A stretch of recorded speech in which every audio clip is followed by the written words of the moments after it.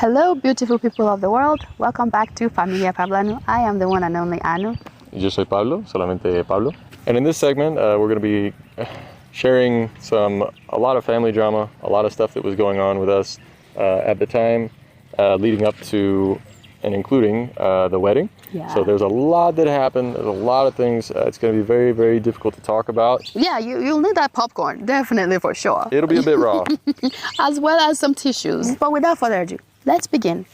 Mama Africa, your children are home. For all of our subscribers that's been liking, sharing, and subscribing, we say thank you. We appreciate you. And if you're new to our channel, welcome to Familia Pablanu. And what are you even waiting for? Have you pressed the subscribe button yet? And don't forget to press the bell button next to it so you get notifications when we post new videos. We have a series lined up for you guys. And if our videos pique your interest, we encourage you to press the like button and or super thanks. Thank you so much. We thank you.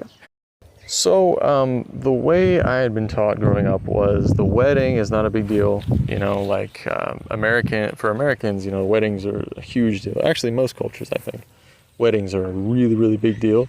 And in the U.S. in particular, the marriage, not so much, right? Sometimes people spend a lot of time on the wedding, a lot of time and money on the wedding, and then hardly anything on the marriage. So like the day after the wedding, they get divorced, you know, stuff like that, because they realize, oh wait, we're not compatible at all, you know, that sort of thing. So, and also marriage itself can put a lot of responsibilities on people, undue responsibilities on people due to cultural things.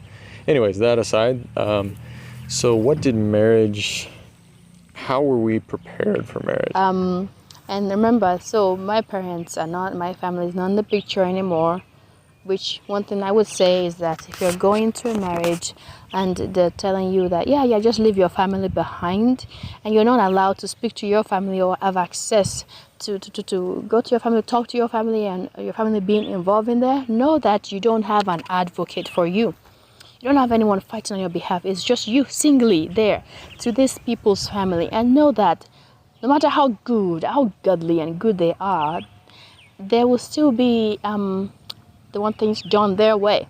And you'll have to go along with things, because especially in this type of cult, if you say, no, I don't want this, you will be disciplined. You'll be torn down. You'll be torn down into nothing.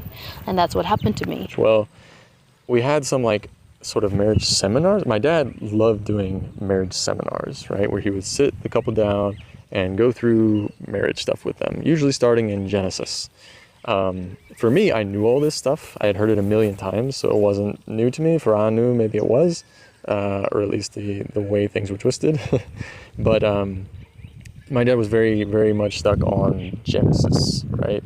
So it starts with the idea that man is created first, woman is created from man, therefore man is, in a sense, more important to God than the woman. The woman he's subservient to God, but the woman is subservient to the man because she came from the man, which is also, I think, in the New Testament as well. It's reiterated about that. Maybe it was Paul or someone who reiterates that. But those are the ideas. Also the idea of the man must leave his father and mother and cleave to his wife, right? Be united with his wife, and the two will become one flesh. So that was another idea, right? That when once married, suddenly you don't have parents, you know, over you. Talking to the man. It's always talking to the man, but the man and his wife, right? They then go off together and do their own thing. Basically, is the idea. And I believe that, you know, I held on to that too. Little did I know that my father was my pastor for life. And so he took it upon himself. So he would say, oh yeah, I no longer have responsibility. Once you get married, I no longer have responsibility for you as a father. You don't have to listen to me anymore. I might have some advice for you, but you don't have to listen to me. But he never mentioned the clause about, but as your pastor, I have complete control forever over you and your wife and your marriage, basically. He didn't mention that clause until after we were married, but he was already in full force. So as a pastor, he was doing these marriage seminars. Right after we said we were going to get engaged, or that we were engaged, during Christmas. That was the only time we were there physically. It was the lackey of Pablo's father, who was the pastor. It was also a pastor. They're both pastors. So they were seated, and we sat there in a study somewhere, and they were telling us about these things. Basically, the entire idea of marriage all begins with Genesis. It begins and ends with Genesis, guys. He sat us down and had sort of marriage seminar with my mom there, and I think maybe someone else. I think it was another assistant pastor or something. Anyways, and yeah, he basically said, all the standard things that I was used to hearing, right? And about, the woman submitting to the man, the wife, being submissive and following along, yielding, right, to the man, and the man being the ultimate leader, right? So they might do stuff together, they might do, things separately, whatnot, but ultimately it's the man's decision, right? He has to be the one responsible, because the poor little lady is too weak as a weaker vessel and could be harmed. So any responsibility for stuff, whether it's financial, whether it's decisions, anything, she might be the one doing the work, but then ultimately the man has to say yes or no, right, is the idea. And that's supposed to protect her, because the idea is also about spirits, that spirits can come in and affect her otherwise. And also, going back to Genesis, my dad always went back to Genesis for everything. He said, and also the serpent spoke to the woman first. Genesis, it was saying that because Eve was the problem. Eve was the one that was deceived. So Eve is the one that listened to the devil, and because of her, the whole women world is cursed. So men should not listen to the women, whatever they're saying to the men. If it's not something good, something to praise the man, oh, you're doing great, oh, wonderful. If it's not that, boosting their ego, then it must be from the devil. Which means if they're saying something to boost the ego of the man, it is from God. But however, if they have any criticism, like, why are you doing, that doesn't, any remote criticism, it's that must not be from God. God does not give you knowledge for your husband. It doesn't give you authority for your husband. So whatever it is that you're saying, it must be, who's whispering that? If it's not from God, it means it's supposed to be the demons. They're whispering stuff to you. So, and then he told the man, don't listen to your woman. Don't listen to your wife. And the serpent, aka the devil, demons, will always speak to your wife first. They won't come to you because they know they can't get in, right? But women are easily deceived, as the Bible says. Therefore, be on your guard. Ladies, be on your guard, because the devil will be talking to you. So if you ever hear anything negative about your husband, or think anything negative about your husband, it can't be from God. It must be from the devil. And you should go and talk to your husband about it, basically. And but of course, if it's something good, then that's from God. Because God will only tell you good things about your husband, because he's an authority over you, and God never gives you wisdom for authority that's over you. Anyways, there was a lot of things like that. And that was things that I had been inculcated with from a young age, right? For Anu, it was pretty new for the most part. But she readily, I guess, took it in. I'm not sure. I guess she didn't have any other choice. There wasn't really any other option around besides that. So she was just kind of like, okay. But she did remind me of one thing, and it's crazy that she has to remind me of this, And so anyways, when it came to things like this, there's also an additional layer, which is that my dad, I think he has some mental issues, but he developed these doctrine and things like that over time. So he developed these doctrine and things like that over time. And so I still remember things that he talked about from, 10, 15, 20 years before that were kind of mild. So for example, when it came to the authority structure between God and his children, especially married couples, I still remembered his more moderate version of it's a triangle where there's God at the head and then man and wife are equal under God. So I still remembered that. Now he juxtaposed it later on with this, which are actual verses from the New Testament about the structure of there's God, Christ, man, woman, right, authority-wise, and that they're under each, right? One is the head of the next one. So the head of the woman is the man, the head of the man is Christ, and the head of Christ is God, right? Is the idea. And so that, over the years, that one became the main one. And that whole triangle thing was kind of lost. I still remembered it, and I still held on to, oh, that's how it works. But for Anu, she came in, at the tail end. And so she just heard the newest version, right? Because again, things were slipping more and more totalitarian, more and more misogynistic, more and more into this, everything is what the man's, it just got worse and worse and worse over the years. But again, if I heard something that contradicted what I knew originally about my dad or about things that he had said, if he even would contradict himself and say something really outlandish, my brain would just kind of turn off and cope and maybe delete it and say, that doesn't match my dad as I knew him before, or that doesn't match what he said before, or that doesn't match this verse that I know in the Bible, or things like that. And if it didn't match, my brain would just kind of delete it. And so I completely forgot this thing that was spoken because it didn't make any sense to me. And it was, and I think Anu told me it was actually this other assistant pastor basically said, the biggest thing, the biggest issue that I had, well, actually all of it was an issue, but this one stood out the most. Because everything else, I was slowly being brainwashed. From the first time I entered into the church, I was slowly being brainwashed. But when we did that marriage seminar, we did a few of them before the wedding, preparing for the wedding. So the one thing that made me so angry at the marriage seminar, I said that the lackey of Pablo's father was like, so you know that Pablo, he owns you, right? He owns you. So even me, I own my wife. Everything that she owns, it's mine. I own her body, and I own everything about her. And I'm like, you know Pablo owns you, right? And I'm like, what? I looked at him. He has a serious face. But I was just doing that processing thing of, this doesn't make sense. This sounds like slavery. And what is biblical about this? I don't know, And so my brain just went to, I think what he means is the verses about you don't own your own body, maybe? Maybe that's what he's referring to. Like, men, you don't have authority over your own body, but your wife does. And wives, you don't have authority over your own body, but your husband does. Maybe that's what he's going for, And so I just kind of did that and then let it go. And was like, okay, all right. Finally, I connected things. I think it's cool, And in my mind, I was thinking, what is he gonna just sit there and let this man say, we're in southern of United States. They're known for the long history of slavery.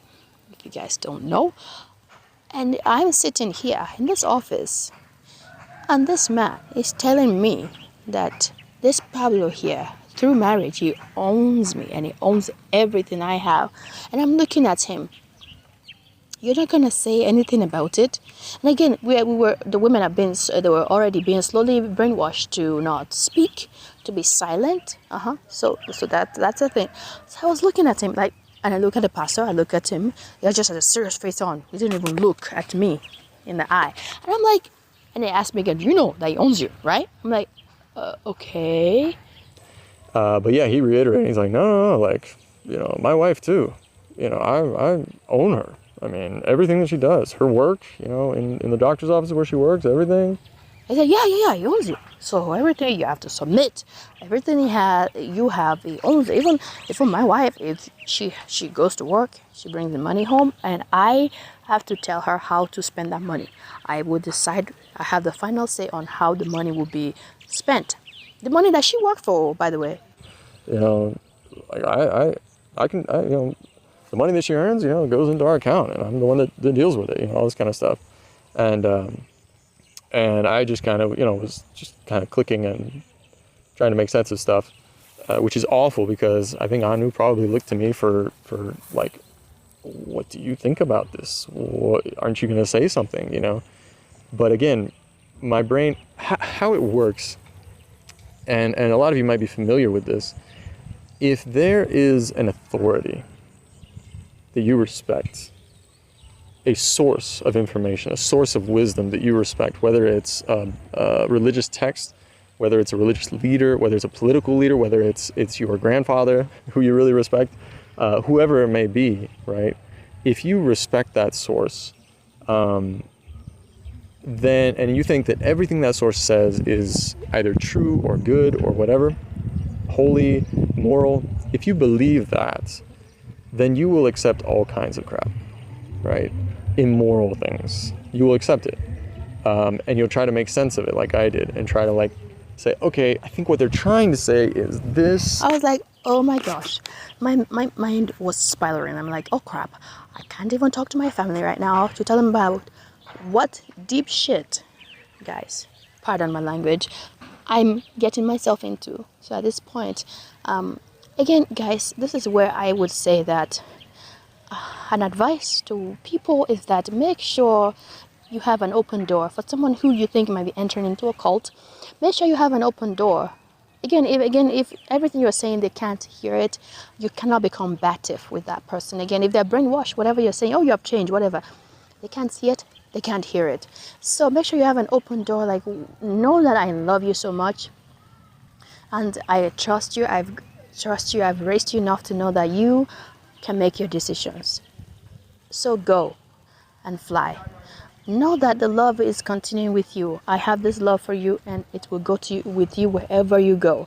Don't hesitate to know that love is non-conditional love, unconditional love. So if you have any issues, if anything rises, my arms are wide open here. I have an open arms to be okay for them to make the decision, knowing that even if the door seems like it's shut, that love will carry them on. There'll be a reason for them to want to go back. But for me, I had the front is telling me you're doing it wrong. Didn't we raise you better? What is wrong with you? Fighting me already? And all of the things they were saying, of course, I saw some of the red flags, but the way they're so angry with me, just combative with me, I'm like, even if anything goes wrong here, I'm not going back to you. I will just have to stick it out, because when I go back there, they're going to tell me, I told you so, did we tell you so, and even more combative. And I just didn't want to have that conflict, so I just let them be, and I didn't even bother reaching out or going back that way. So it's a message to all parents. These pastors, these leaders, whatever, are saying that I'm owned by this man who just proposed to me. Like, what the heck? And I think she even asked me later on about it, and I gave her my recontextualized thing of, oh yeah, I think what they mean is this about, your body's not your own. So it's equal, it's egalitarian, right? It's not just that I own you, you also own me, that sort of thing. And she's like, yeah, but he didn't say that. He didn't say that. I'm like, yeah, well, that's probably what he meant. And that's what I would do. I always give excuse for things, because those leaders you can't question, right? You cannot question them. And that's just a taste of all the stuff, all the indoctrination, that we got. But again, for me, that was over many, many years. Many, I mean, we're talking 20 years. No, maybe 15 years or so of indoctrination that I had gotten, right, before meeting Anya. And so this was very matured in my mind, and I had already kind of made sense of things and connected things in a way that made sense to me. So for her, it was all brand new and really weird stuff. Another thing about the women being less is over the years, so again, my father's church started out as a Bible study, and so over time it became more and more of a church sort of thing. He even ended up registering it as a church, 401c, whatever, tax exemption. He ended up calling himself a pastor, and he took on the role of pastor more and more and more, and then as like religious leader more and more and more. And so at the beginning, women were pretty, they saw it as pretty egalitarian. Asked about, why did your father say the women need to be quiet in the church? Or when the preacher said, usually, women used to talk, and then they asked too many questions, and it was getting too loud, and then they just said to be quiet, so that if they have any questions, they can quietly go ask their husband at home, or later on when the church is over. And so that's that. I'm like, you don't see anything wrong with that.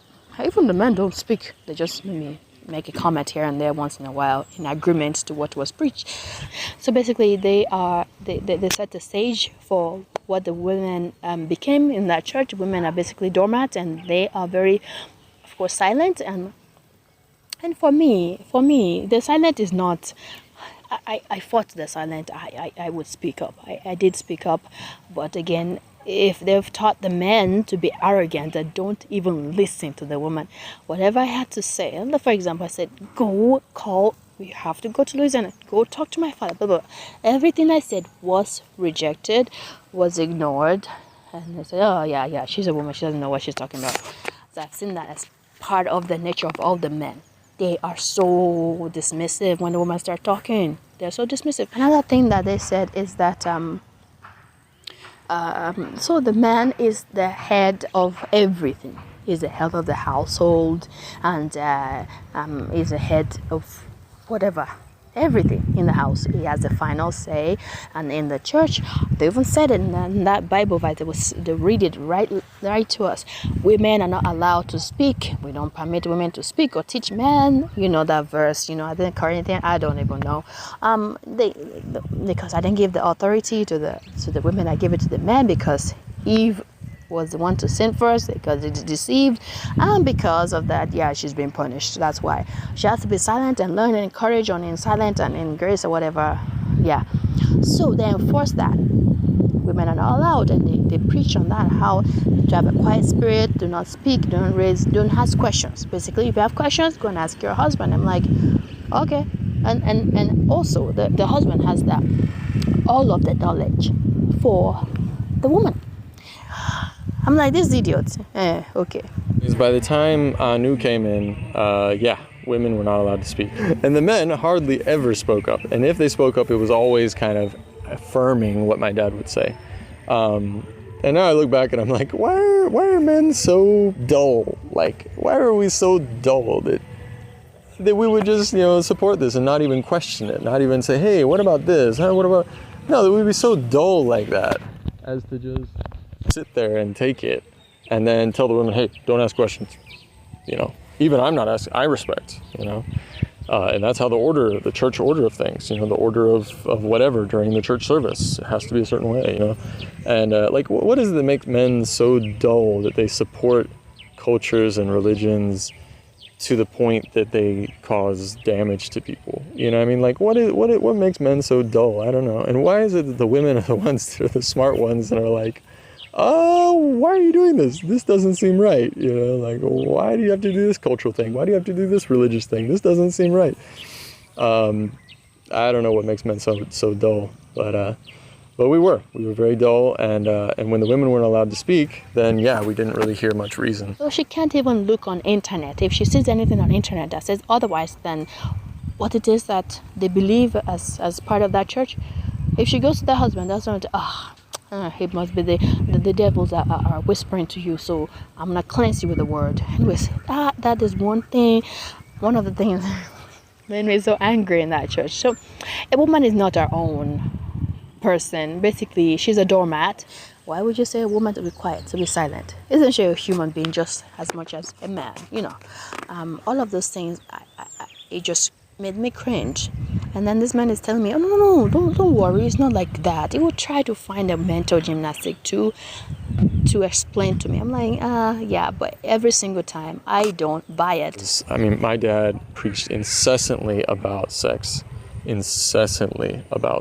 about even our body parts, about how biblically we're made in this way, and he would involve sex all the time. We're talking very detailed descriptions of sexual acts, of everything, and he would bring that in regularly. He would talk about some stuff that would make your toenails curl, like you just and he would bring that stuff in, and he would talk about it. And I just got so numb to it over the years, because for me it was bit by bit, that this was slowly brought in. It was very sexualized, everything, everything went back to sex.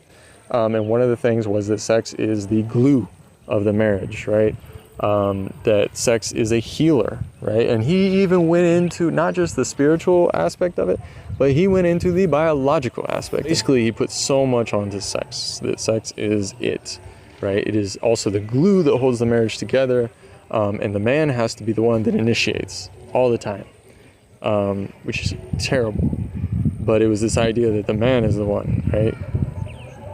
It's awful, awful stuff. Awful, awful, awful stuff. And he had, biblical references to back things up. He had biological things to back things up. Reason is considered evil. Reasoning is of the devil, essentially.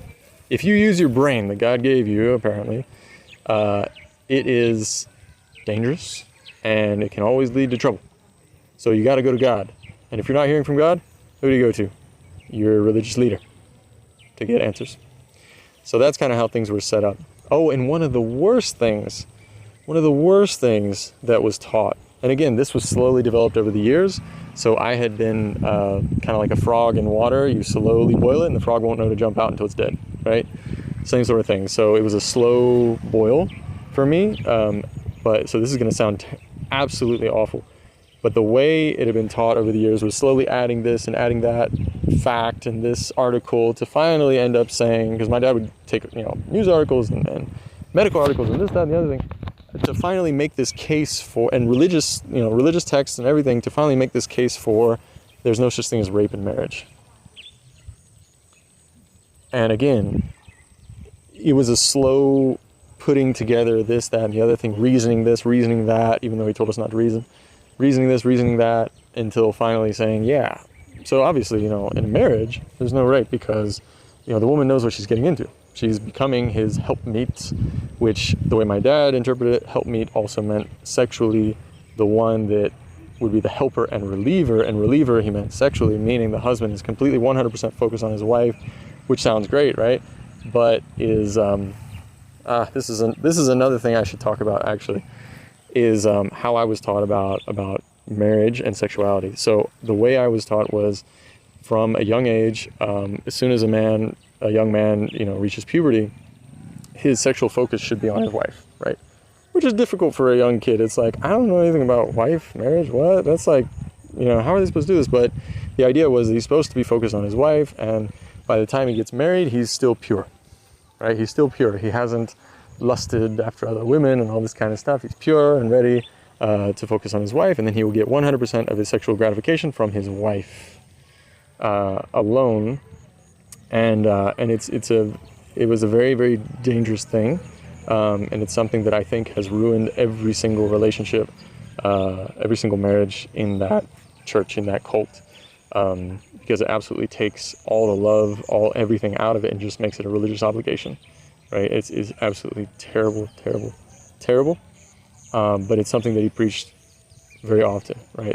That's how it works, and it sounded good because it's like, yeah, fidelity, right? Fidelity is a good thing, right? Especially for men, right? So that's one thing that I got out of it, was never ever even think of another woman, right?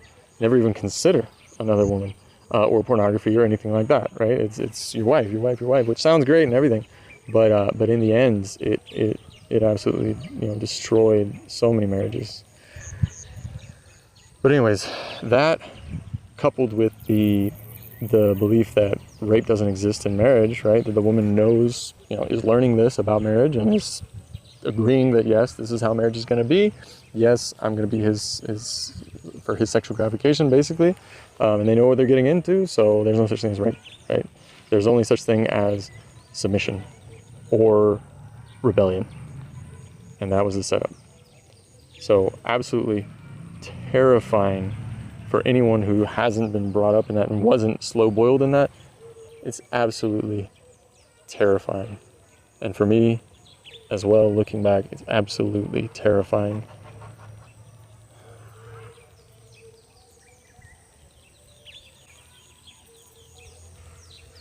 And just being able to see, the other marriages, my brother's marriages, my parents, now that I see with clear eyes, like I said before, now that I'm out of the cult and I can actually see things for what they are, I'm like, my God, they have no love, they have no affection, they just have this obligation, and it's awful.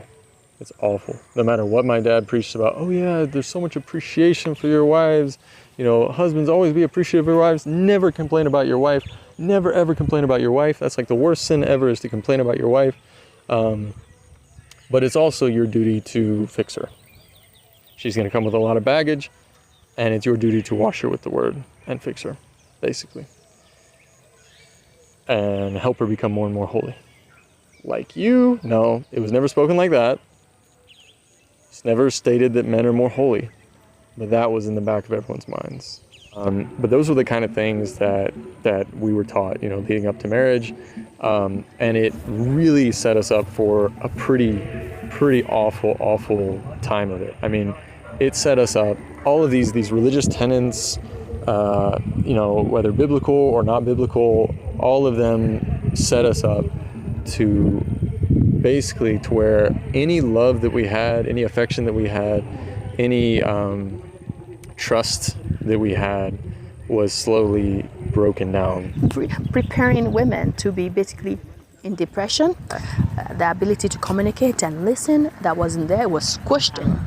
The ability to be able to see things from other people's perspective, sympathize with people, basically just be human and have feelings and have emotion, that was squashed. It was killed. That was the future that they had, that was in store for us, you know, with all of that inculcation, all of that brainwashing. Thank you for being part of our therapy. This is what healing looks like for us. It's something that we know will help people in the future, you know, to be able to look out for, you know, be careful, and hopefully learn from our mistakes. Yeah. And learn from, what can happen to someone, you know, when they fall into a cult. Right. And also how to love people like that, and how to be there for them. Yeah. Well, until next time, we'll catch you in the next episode. Ciao. Ciao. Adios. Bye.